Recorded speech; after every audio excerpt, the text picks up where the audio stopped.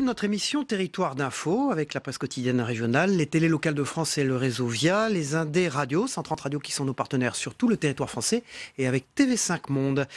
C'est une ministre qui est notre invitée aujourd'hui pour la Journée internationale des droits des femmes. Bonjour Sophie Cluzel, merci d'être avec nous. Vous êtes secrétaire d'État chargée des personnes handicapées. On va revenir évidemment sur votre département ministériel tout à l'heure pour vous interroger à mes côtés Oriane Mancini de Public Sénat. Bonjour Oriane. Bonjour.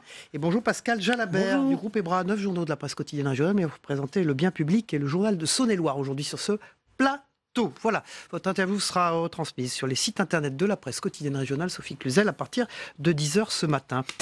Donc je disais, Journée internationale des droits des femmes. Votre collègue du gouvernement, Marlène Schiappa, indique dans Le Parisien que la PMA pour toutes sera mise à l'agenda avant cet été, avec un examen à la rentrée au Parlement. Confirmation de votre part. Et est-ce que c'est une victoire pour le droit des femmes ? J'ai pas de confirmation, non, parce que j'ai pas eu Richard Ferrand pour savoir si vraiment c'était à l'agenda, mais je fais toute confiance à ma collègue Marlène Schiappa, si elle annonce ça. C'est qu'en effet, cette promesse du candidat et du président de la République est tenue, et donc réjouissons-nous pour ça. Donc si le calendrier est maintenu, tant mieux. Une grande victoire pour les femmes ?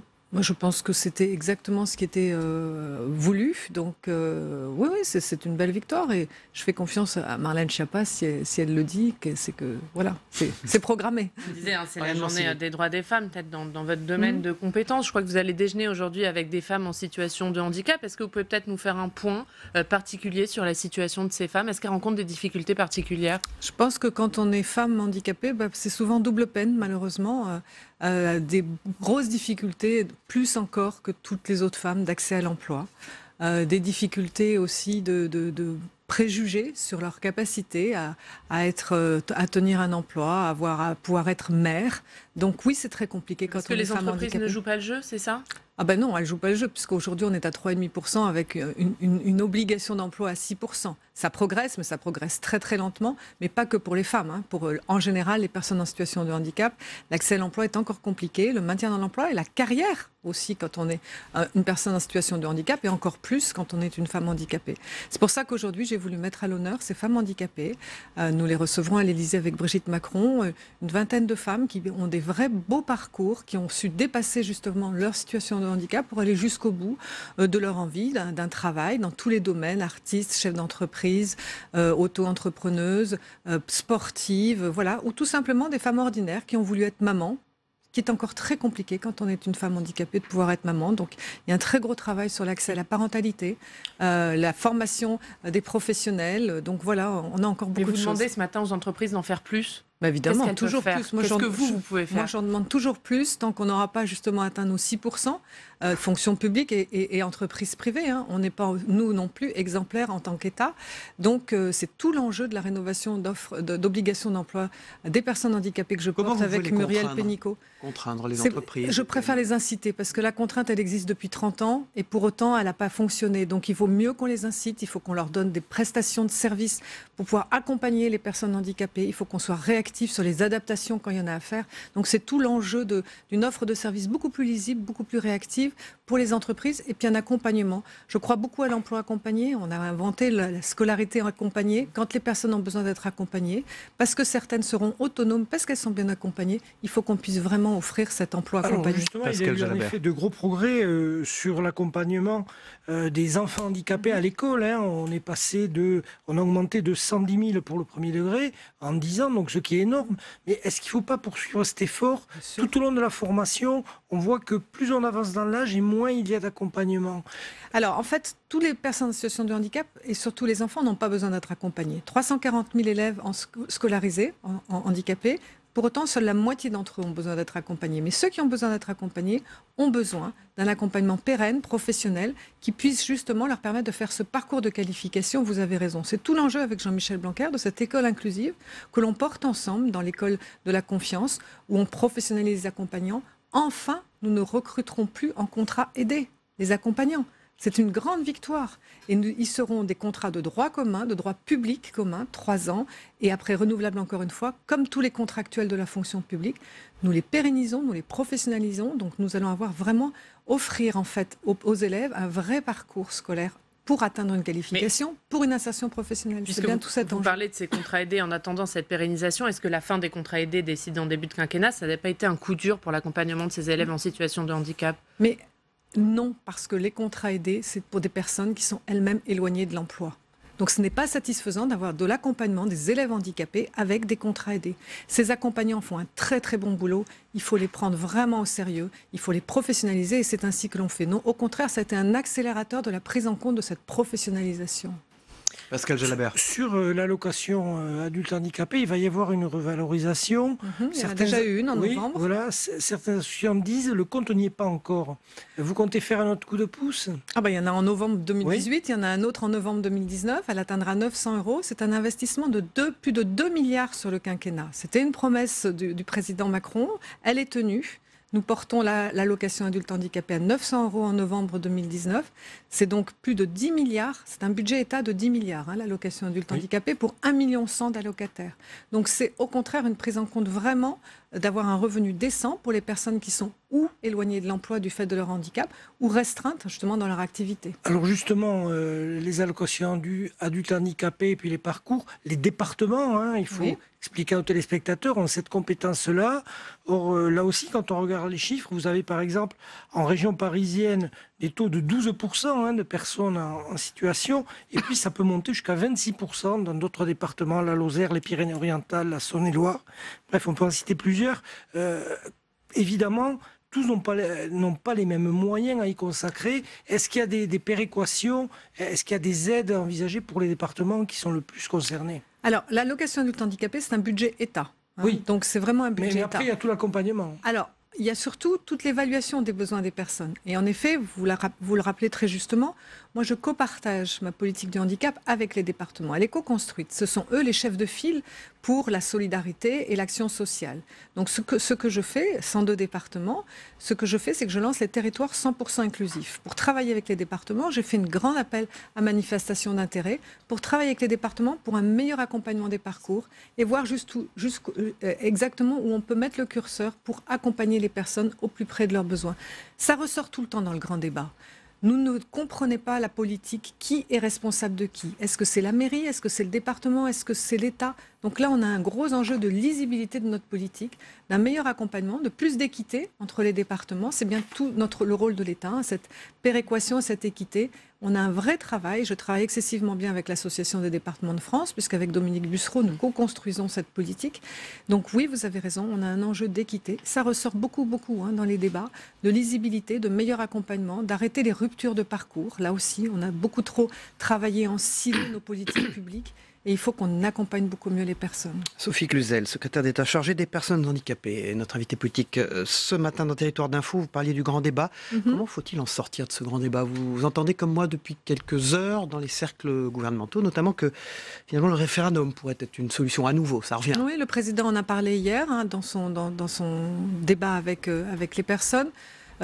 Pourquoi pas, c'est lui qui décidera, mais c'est vrai qu'on a énormément de remontées.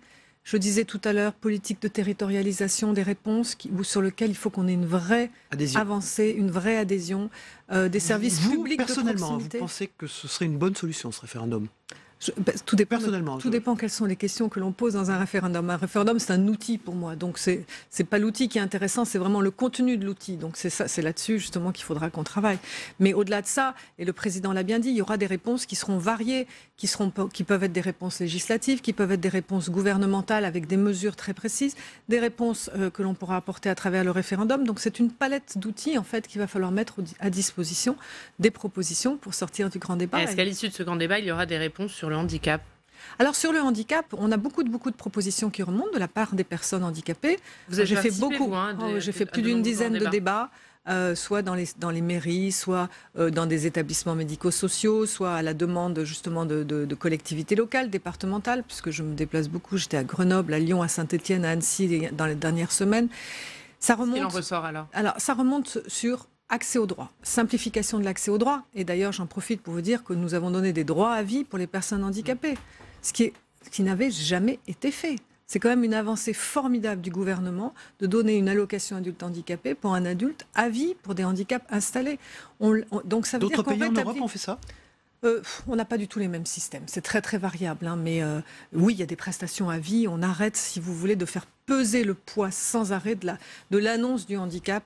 Une fois que vous êtes trisomique, aveugle, doublement amputé, une myopathie évolutive, ça va, on vous a compris. On arrête de vous harceler pour redemander des certificats médicaux. On vous donne ces droits à vie. C'est énorme comme simplification et comme, je dirais, possibilité de remettre la personne dans sa dignité et d'arrêter de la harceler pour prouver administrativement son handicap. Autre droit que vous voulez mettre en place, les personnes majeures sous tutelle auront à l'avenir un droit de vote inaliénable. Ça sera mis en place quand? Aux prochaines municipales? Les européennes. Elles n'ont plus qu'à s'inscrire quand le projet de loi va être promulgué. Elles n'auront plus qu'à se réinscrire sur les listes électorales. Rien à faire par rapport à leur jugement. Ça va sauter puisque l'article L5 va être levé. Donc j'en appelle à tous les partis politiques. Les personnes en situation de handicap sont électeurs, mais elles sont aussi éligibles. Plus de 80 millions. Vous avez écrit une lettre aux partis politiques à ce sujet le 1er février. Est-ce que vous avez eu des réponses? Pas beaucoup de réponses, non. Pas beaucoup. Mais vous en avez eu? Oui, alors qui a répondu? Bien sûr, En Marche, où j'ai été en dialogue, mais pas que. J'ai 2 partis qui m'ont répondu, avec lesquels on va travailler. Le Parti populaire, des partis des petits partis, mais qui se sont intéressés immédiatement. Moi, ce qui m'intéresse, si vous voulez, c'est de faire un appel. Pas de réponse du Rassemblement national, des Républicains, du Parti socialiste? Non. Voilà, après cette matinale, peut-être. J'espère. Ce qui m'intéresse, c'est de lever l'autocensure des personnes en situation de handicap pour aller vers « oui, je peux représenter la nation ». Nous avons plus de 10 millions de personnes en situation de handicap, 85 millions de personnes en situation de handicap en Europe. Donc ça vaudrait le coup quand même d'avoir... ces partis politiques ce matin dans cette matinale. Je lance surtout je lance un appel aux partis politiques, mais je lance un appel aux personnes en situation de handicap. Osez aller présenter vos candidatures et je vous en prie, les partis politiques, retenez-les sur une liste et qu'elles soient en position éligible. Merci beaucoup Sophie Cluzel. Pascal Jalabert. Oui, dans votre actualité, il y a à la fin du mois la présentation d'un plan pour l'autisme. Alors, grande question, la France va-t-elle enfin adopter des méthodes qui existent dans d'autres pays et qui semblent particulièrement efficientes? Ces méthodes, elles sont indéniables, elles sont préconisées dans les mesures préconisées par la Haute Autorité de Santé. Pourquoi ça ne marche pas en France? Parce qu'on a eu beaucoup trop de retard sur cette prise en charge. Donc la stratégie nationale pour l'autisme au sein des troubles neurodéveloppementaux, que j'ai mis en place avec une grande concertation, et ça je tiens à le dire parce que c'était un paysage qui était très morcelé, aussi bien dans les associations qu'avec les psychiatres, qu'avec les rééducateurs. Tout le monde est d'accord pour qu'on avance sur tous les volets. Et c'est pour ça que c'est une stratégie. Et tout à l'heure, vous avez rappelé que je suis secrétaire d'État aux personnes handicapées, mais c'est surtout, ce qui est important, c'est que je suis rattachée au Premier ministre. Ce qui me permet de faire une vraie stratégie nationale pour l'autisme interministérielle, avec de la recherche, avec l'accès aux soins, avec l'accès au logement, l'accès à l'emploi, l'accès à l'éducation. C'est comme ça qu'on change la donne, et surtout avec une intervention précoce. Vous rappelez les chiffres de familles concernées? Parce que c'est beaucoup. Plus de 600 000 adultes, une naissance sur 100. Une naissance sur 100. C'est colossal. Il faut qu'on travaille aussi sur la cause de l'autisme. C'est pour ça que le 14 mars, je fais une conférence avec tous les ministres européens du handicap. C'est inédit. Ils n'avaient jamais été rassemblés. Avec Nathalie Loiseau, au ministère des Affaires étrangères. Nous invitons tous mes équivalents, je dirais, parce qu'il y en a qui sont rattachés à la santé, au travail, etc. Nous nous réunissons le 14 mars matin pour travailler justement sur les bonnes pratiques, sur le DuoD, qui est un outil merveilleux de promotion des compétences des personnes en situation de handicap en insertion professionnelle, et aussi pouvoir se réunir sur les recherches sur l'autisme. Je pense que nous pouvons vraiment accélérer les choses là-dessus en fédérant ensemble, tous ensemble sur ce sujet. Vous parlez de ces recherches, de ces causes de l'autisme. C'est vrai qu'il y a beaucoup d'idées reçues à ce sujet. Une nouvelle étude récente montre que l'autisme n'est pas lié au vaccin. S'il fallait le démontrer, comment vous les expliquez, vous, ces idées reçues à ce sujet? Ça fait partie de beaucoup de choses autour de l'autisme. On dit aussi que c'est la faute des mères, les mères frigidaires. Enfin, je veux dire, on a accusé les mères, on accuse les écrans, on accuse les vaccins. Non, il faut faire justement, il faut tordre le cou à ces idées, parce que ça fait énormément de tort pour les familles, pour la prise en charge, justement, ça freine. L'histoire des écrans, c'est scandaleux. Donc voilà, il faut absolument remettre les idées justes. C'est pour ça que dans la stratégie pour l'autisme au sein des troubles neurodéveloppementaux, nous avons remis le paquet sur la recherche. Il faut qu'on remette la recherche vraiment, et ce discours scientifique est très important. Sophie Cluzel, vous avez travaillé et vécu en Floride, on parlait de l'autisme, dans une autre vie. Oui, il y a par longtemps. rapport à la première puissance économique du monde, la France se classe comment sur vos questions? Est-ce que vous qui avez cette comparaison possible pour les téléspectateurs? Nous avons un budget global consacré au handicap de 46 milliards en France, ce qui nous place sur le plan de l'Europe dans le 3e, 4e pays. On n'a pas à rougir de notre politique et des investissements que l'on fait pour les personnes en situation de handicap. Cela concerne les pensions d'invalidité, l'allocation adulte handicapé, le financement des établissements médico-sociaux, l'accompagnement des enfants à l'école. Mais pour autant, le ressenti de la personne n'est pas à la hauteur. Donc tout notre enjeu, c'est pas plus, mais c'est mieux. C'est l'efficience de notre politique publique. C'est la problématique des millefeuilles territoriaux, des trous dans la raquette. C'est là où il faut qu'on soit beaucoup plus efficient. Et c'est là où, sur la sortie du grand débat, je suis attendue par les personnes en situation de handicap pour avoir une politique beaucoup plus efficiente. Merci Sophie Cluzel. Vous retournez aux États-Unis de temps en temps? Non, j'aimerais bien plus, mais là, un peu compliqué. Secrétaire d'État chargé des personnes handicapées, merci d'avoir été notre invité politique ce matin. Merci Pascal Jalabert. Merci beaucoup Oriane Mancini. On passe au débrief de l'actualité dans un instant. À tout de suite. Voilà Sophie Cluzel, secrétaire d'État chargée des personnes handicapées. Quitte ce plateau, au revoir. Merci beaucoup. C'est en direct et font leurs entrées. André Crétenant, qui est directeur de l'information de TV5 Monde, chaîne partenaire qui nous diffuse dans 200 pays en 17 langues. Et puis Yves Arté, qui revient, qui était là dans la première partie d'émission et qui est directeur éditorial de Sud-Ouest. Un petit mot sur une victoire des femmes, la PMA. Vous avez vu jusqu'à déclarer aujourd'hui, donc dans le Parisien d'exclusivité, Marlène Schiappa, André Crétenant. Oui, c'est pas tout à fait un scoop. Vous savez, ça avait été annoncé. Non, mais là, il y a un agenda, il y a un calendrier. Donc, avant cet été, la PMA pour toutes les femmes. Ce qui est intéressant, si on regarde un peu de manière un peu plus large le contexte politique, c'est que le président continue ses réformes. Il fait ce qu'il avait dit qu'il allait faire, malgré les difficultés du moment, malgré la crise du G jaune, etc. Puisque c'est une interrogation depuis plusieurs mois, c'est est-ce que le président, est-ce que ce gouvernement pourra continuer son train de réforme, etc. Est-ce que les manifestations, est-ce que les Gilets jaunes n'ont pas altéré la volonté et la possibilité politique de faire ces réformes, c'est ça? Oui, absolument. Et ce qu'on constate, en tout cas, pour l'instant, il y a peut-être un peu de retard sur certaines réformes. On prend un petit peu plus de temps, mais enfin, on a quand même le sentiment que les choses repartent, si j'ose dire. Liberté, fait la moue. Non, je ne fais pas la moue, non. Je ne me permettrai pas de faire la moue, mais pour être tout à fait exact, certaines réformes ont été différées. Elles n'ont pas été abandonnées, ce qui est déjà un point positif. Elles ont été simplement différées dans le temps, pour des raisons qui parfois tiennent d'ailleurs aux manifestations que nous connaissons, et parfois pas du tout. Une question un peu provocatrice. Journée internationale des droits des femmes, donc aujourd'hui, ça a encore une utilité, ces journées internationales. André Crétenant, vous êtes directeur d'information de TV5 Monde, vous avez une bonne vision sur le reste du monde. Alors d'abord, on constate que c'est une problématique, que c'est un souci, c'est un combat qui existe partout dans le monde. Absolument. Pour être honnête, alors, si vous me demandez mon avis, moi je pense que oui. Il y a des pays où ça existe plus que chez nous. Vous voyez que d'un point de vue aussi médiatique, politique, on en profite aussi pour parler d'un certain nombre de problèmes. La question des inégalités, évidemment,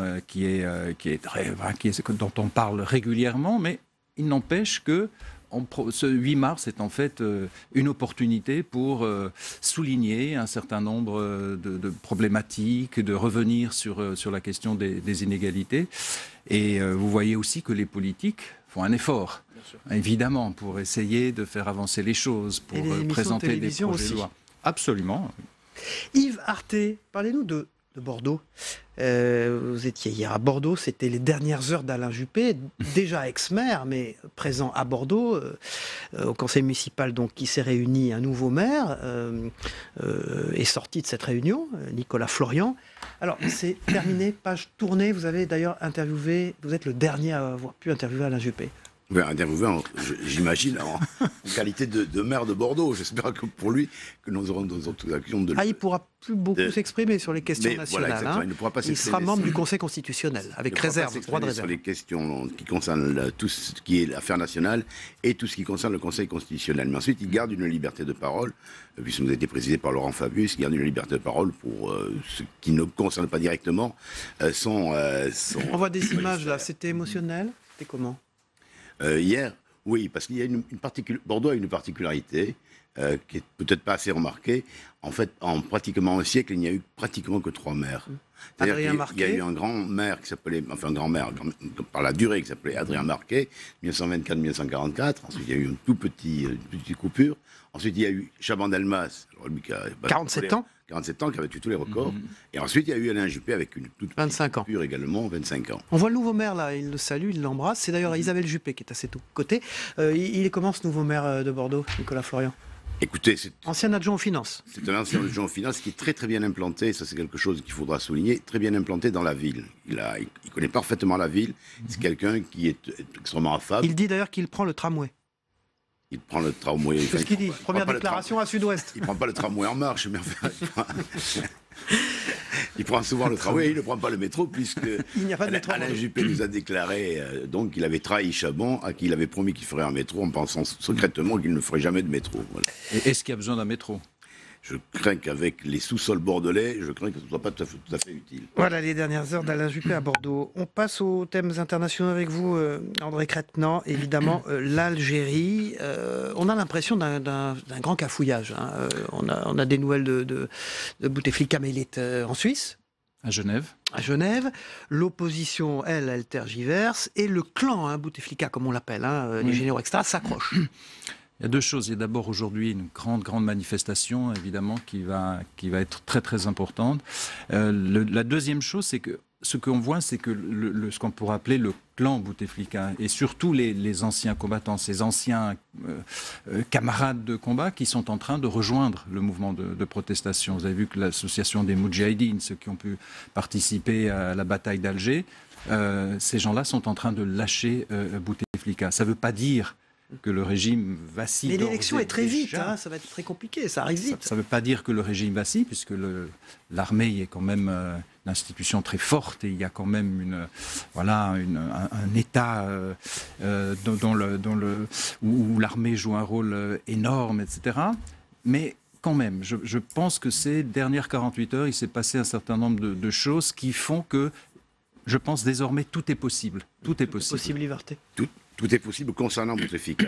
Mais je mettrai peut-être un petit bémol parce que je crains que nous soyons dans un scénario que nous avons déjà connu et qui a été résumé par Tancred du Guépard. C'est tout change pour que rien ne change. Il ne faut pas oublier quand même que ces clans-là, parce qu'il y a plusieurs clans au sommet du pouvoir en Algérie, sont assis sur un coffre-fort inouï et je ne sais pas dans quelle mesure ils auront très envie de le partager. Le Venezuela, Caracas, qui vit au rythme des coupures. Alors, il y avait déjà des coupures d'eau, maintenant il y a des coupures d'électricité. Évidemment, le gouvernement de Nicolas Maduro, je dis évidemment, mais vous allez nous dire si c'est vrai, André Crête-Nant, parle d'un complot américain dans cette affaire. Non, il n'y a pas de complot américain, mais il y a une situation qui est absolument catastrophique sur tous les plans. Air France arrête d'ailleurs ses vols à destination de Caracas. Les Vénézuéliens sont en train de souffrir de cette situation. Évidemment, là aussi, situation complexe et surtout qui semble complètement bloquée. Alors là, nous avons des manifestations, nous avons des milliers de Vénézuéliens, vous avez même un président autoproclamé, mais pour l'instant, rien ne bouge. Il y a 2 présidents au Venezuela. Il y a 2 présidents. Il y a 2 présidents et puis surtout, il y a un clientélisme qu'on ne soupçonne pas, qui n'a pratiquement pas d'équivalent dans les territoires que nous pouvons connaître au Venezuela, qui est institué depuis de longues années, qui est institué par Chavez, et qui d'une certaine manière cadenasse beaucoup plus une partie du peuple qu'on ne peut l'imaginer. Un dernier petit mot pour les Restos du Cœur. Coluche a disparu depuis très longtemps.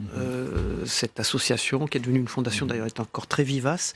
André Crête-Nant, d'ailleurs, je vais vous poser la question, vous dirigez l'information de TV5 Monde, il y a des équivalents dans le monde de ce type de choses? Il y a des équivalents, oui, par les artistes. Absolument. C'est pas nécessairement cette marque-là. Une journée de collecte, aujourd'hui. C'est pas cette marque-là, mais effectivement, il existe des associations partout qui se mobilisent, mais parce que cette question, en fait, de la pauvreté, elle existe partout dans le monde, et y compris en Europe. Yves Arté, les Restos du Cœur. Donc Coluche est parti il y a longtemps. Et finalement, cette cause rassemble encore beaucoup de gens, beaucoup de volontaires d'ailleurs. C'est la journée de la collecte aujourd'hui. D'une part, et puis d'autre part, on s'aperçoit que peu à peu, elle a changé un peu de nature. Ce qui m'a beaucoup frappé, étant donné que nous l'avons vu, on a pu le constater dans la zone de distribution du Sud-Ouest qui concerne quand même pratiquement l'ensemble de l'Aquitaine, c'est la façon dont la pauvreté s'est installée dans les milieux ruraux de plus en plus, et comment aujourd'hui les Restos du Cœur ont des actions avec des petites camionnettes itinérantes au sein même de cette ruralité qui autrefois pouvait vivre en autarcie avec un niveau de richesse qui n'était pas considérable, mais qui permettait quand même une vie au moins à peu près agréable, à peu près normale. Et cette pauvreté rurale est quelque chose qui aujourd'hui doit nous interroger énormément et dont on voit certains effets, dont on a vu certains effets dans le premier mouvement des Gilets jaunes, ce qui était celui des ronds-points. Merci Yves Arté, directeur éditorial de Sud-Ouest. Merci André Crétenant, notre partenaire de TV5 Monde. Vous dirigez l'information de ce 3e réseau de télévision du monde, 200 pays et 17 langues. On va regarder ensemble, messieurs. Si vous voulez bien, le Zap Matin de Christophe Combarieux, c'est également ce qui s'est passé. Alors, dans les journaux télévisés, les émissions politiques hier soir, mais aussi chez nos confrères ce matin dans les autres matinales d'infos. On regarde ensemble, on se retrouve après. Qu'est-ce que vous entendez par écologie? Puisque encore aujourd'hui, des usines peuvent déverser leurs déchets dans la mer, des pesticides polluent nos sols et donc notre alimentation. Non, il l'a interpellé sur son impuissance, c'était son affirmation. Le président de la République, en gros, lui a dit que s'il suffisait de claquer des doigts pour tout régler d'un coup, il n'y aurait pas de difficulté. Puisque c'est l'argent qui nous a amenés à négliger l'écologie. Vous pensez qu'on pourrait acheter une nouvelle planète avec de l'argent? Oui, Charlie, il a la bonne approche. Il a une approche à la fois macro et une approche à la fois du quotidien dans sa question et dans son interpellation à Emmanuel Macron. Et c'est ça aussi la complexité de cette thématique écologique. Je suis un peu déçu par ses réponses, en quelque sorte. Il a un peu négligé ma question et puis il a un peu détourné mes questions aussi. Parfois, je disais des choses et il les interprétait autrement que ce que je voulais qu'il les interprète. Je pense, et ce débat là-dessus, moi, m'éclaire beaucoup, qu'on peut faire plus vite, plus fort, plus loin. Et donc, qu'on peut accélérer cette transition.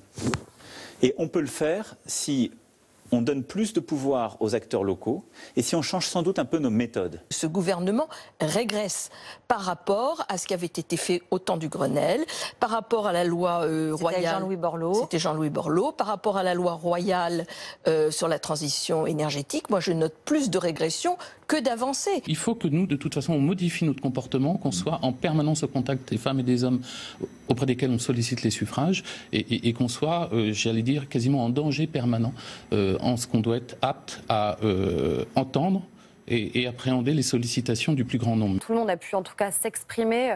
Il y a plus d'1 200 000 contributions sur le site granddébat.fr. Et je pense que ce serait compliqué de se dire que ça n'a été qu'une parenthèse et que ça ne peut rien changer à notre mode de fonctionnement. Il faut que ça change durablement nos pratiques. Il se trouve que j'ai essayé de lancer des propositions européennes il y a quelques jours dans une tribune dans tous les pays européens. C'est une des propositions que je porte.